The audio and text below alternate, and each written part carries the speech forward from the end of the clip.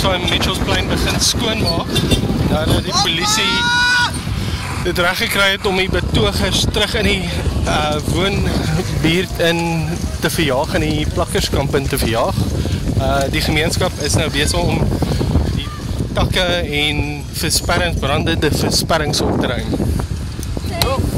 I want to tell the news. I also come out of hockey. We stayed for years there. In the hockey, I grew up. I can climb.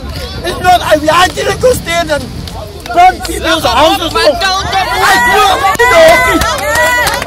I know what I've been through, what my mother was fine children. I grew up in hockey. I can cry, but we didn't go through with this man.